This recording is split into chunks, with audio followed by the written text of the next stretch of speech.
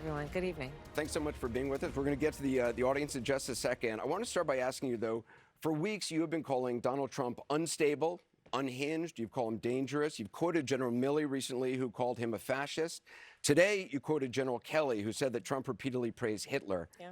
But there are tens of millions of Americans right now who have heard all those things, and they don't buy it, or even if they do, they're still going to vote for Donald Trump.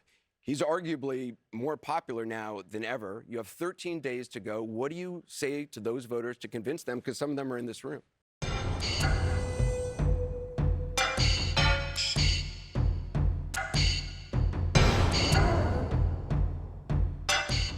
All right, let's dive into this next clip with camel toe, knee pad Kamala Harris's campaign strategy. Or should we say, her desperate attempt to avoid accountability at all costs. She's out here flinging accusations like confetti, hoping something sticks long enough to distract from her own lackluster record and lack of substance. She is absolutely horrible. Let's get into it. Sure, and I thank you all for taking the time to be here. And you could be doing a number of other things with your time. So this really is proof that we love our country. People are engaged, Anderson, and really want to talk about the issues. And so the issue that you raise, yes, I do believe that Donald Trump is unstable, increasingly unstable, and unfit to serve.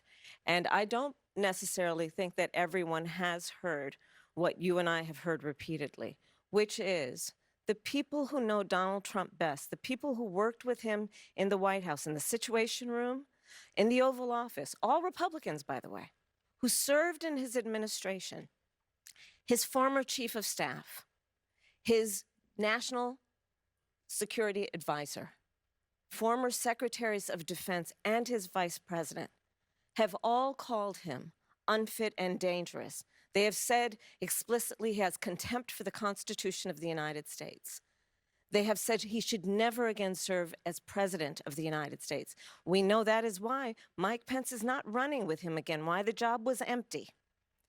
And then today we learned that John Kelly, a four-star Marine general, who was his longest-serving chief of staff, gave an interview recently in the last 2 weeks of this election, talking about how dangerous Donald Trump is. And I think one has to think about, why would someone who served with him, who is not political, a four-star Marine general, why is he telling the American people now? And frankly, I think of it as he's just putting out a 911 call to the American people. Understand what could happen if Donald Trump were back in the White House. And this time, we must take very seriously those folks who knew him best and who were career people are not going to be there to hold him back. At least before, there were folks who we know what he would say, but they would restrain him. Imagine now Donald Trump in the Oval Office, in the Situation Room. He who has openly admired dictators, said he would be a dictator on day one. The former chairman of the Joint Chiefs of Staff has said he is a fascist to the core. So I think that when the American people reflect, especially those who are undecided, on who you should listen to, don't take my word for it. In fact, go online and listen to John Kelly, his voice, talking about what he thinks of Donald Trump 2 weeks before the election, because I think we all know, to your point, Anderson, it is close, but there are undecided voters who clearly, by being here, have an open mind, want to talk in a way that is grounded in issues and fact. And when they hear these facts, I think it compels a lot of people to be concerned about the future of our country with Donald Trump at the lead. You've quoted General Milley calling Donald Trump a fascist. You yourself have not used that word to describe him. Let me ask you tonight, do you think Donald Trump is a fascist? Yes, I do. Yes, I do. And I also believe that the people who know him best on this subject should be trusted. Again, look at their careers. These are not people, with the exception, I think, of only Mike Pence. These were not politicians. These are career people who have served in the highest roles in national security, who have served as generals in our military, who are highly respected, talking about the person who would be commander-in-chief, not to mention what we know and what they've told us about how he talks about the military, servicemen and women, referring to them as suckers and losers, how he demeans people who have taken an oath to sacrifice their life for our country. And I do believe, Anderson, that part of this is why, even just this week, I find it impressive how she can twist every question into a non-answer, then pivot back to the same tired talking points. Take her recent fixation on labeling Trump a fascist. Instead of acknowledging her administration's struggles on real issues like border security or economic growth, she's out here with the finger-pointing game, hoping to scare up some votes. This isn't leadership, it's a masterclass in deflection. And guess what? The American people see right through it. They know the difference between genuine leadership and a desperate attempt to smear an opponent. I traveled this state and others with Liz Cheney, former Congress member who was a very high-ranking Republican. She has endorsed me. Her father, the former Vice President of the United States, Dick Cheney, is voting for me. Over 400 previous members of the administration, from Ronald Reagan to both Presidents Bush to Donald Trump even, have endorsed my candidacy. And the reason why, among them, is a legitimate fear based on Donald Trump's words and actions that he will not obey an oath to support and defend the Constitution of the United States. He himself has said he would terminate the Constitution of the United States and wants to earn your vote to stand again behind the seal of the President of the United States? No one standing behind the seal of the President of the United States of America should be in that position saying they want to terminate the Constitution of the United States. This is Annalise Keene. She's from Philadelphia. She works as a fundraiser for Habitat for Humanity. She's registered with no party affiliation. She says she's a Democrat. She's leaning toward voting for you, but said she's yet to make her final decision, in part because of the conflict in the Middle East. Annalise? Thank you, and good evening, Madam Vice President. Good evening. My question is, as president, what would you do to ensure not another Palestinian dies due to bombs being funded by U.S. tax dollars? So I will say, and I think this is to your point, far too many innocent Palestinian civilians have been killed. It's unconscionable. And we are now at a place where, with Sinwar's death, I do believe we have an opportunity to end this war, bring the hostages home, bring relief to the Palestinian people, and work toward a two-state solution where Israel and the Palestinians in equal measure have security, where the Palestinian people have dignity, self-determination, and the safety that they so rightly deserve. What do you say to voters who are thinking about supporting a third-party candidate or staying on the couch, not voting at all because of this issue?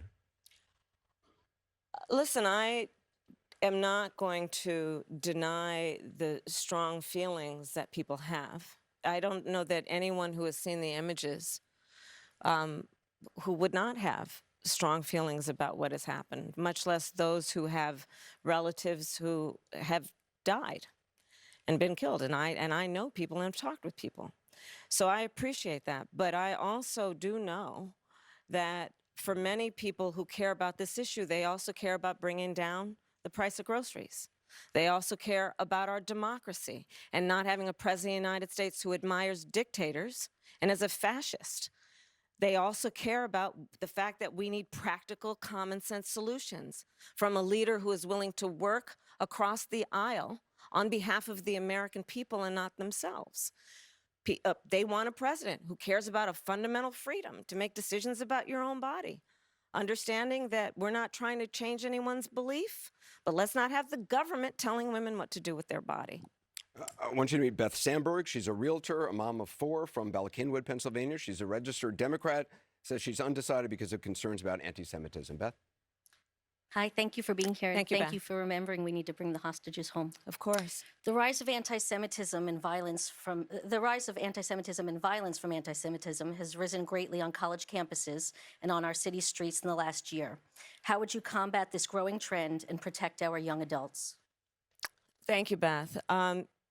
You are right, and I will say that we have seen a rise in anti-Semitism. It is something that we have to be honest about and we have to deal with. As Attorney General, I actually published a hate crimes report on a regular basis, and anti-Semitism was among the highest forms of hate in our country, and this was before October 7. And we know what we've seen since. Part of what we've got to do is talk with people so that they understand what are the tropes, what are the roots of what we are seeing, so that we can actually have people be more understanding. We need to have laws in place that make those who would commit crimes on behalf of anti-Semitism and hate, that they pay a serious consequence. We need to have the deterrence so that doesn't happen. We need to ensure that college students are safe in their school and feel safe to be able to go to class. But I'm going to tell you what doesn't help. Again, I invite you to listen and go online to listen to John Kelly, the former chief of staff of Donald Trump, who has told us, Donald Trump said, essentially, why aren't my generals like those of Hitler's? Like Hitler, who has referred several times, we've heard the reports for years. Do you believe Donald Trump is anti-Semitic? I believe Donald Trump is a danger to the well-being and security of America. He has said that he's casting himself as a protector of Israel. Do you believe you would be more pro-Israel than Donald Trump? I believe that Donald Trump is dangerous.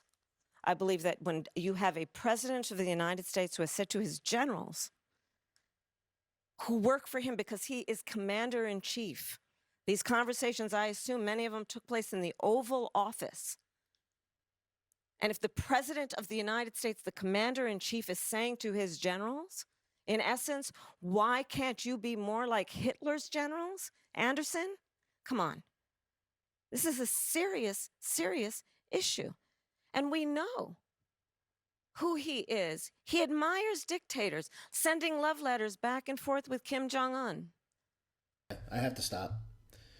I can't take it. Kamala Harris, she's proudly touting endorsements from none other than Dick and Liz Cheney, the reigning royalty of the Washington Warhol Club. These are the folks who've profited big from keeping the U.S. in endless wars. Their support isn't about some shared vision for peace. It's about propping up the establishment that serves their interests. So while Harris talks about unity and peace, her allies reveal who's really benefiting from her campaign. And when it comes to real questions, she's dodging like a pro dodgeball player. She was asked if she'd stop the U.S. funds from fueling bombings in the Middle East.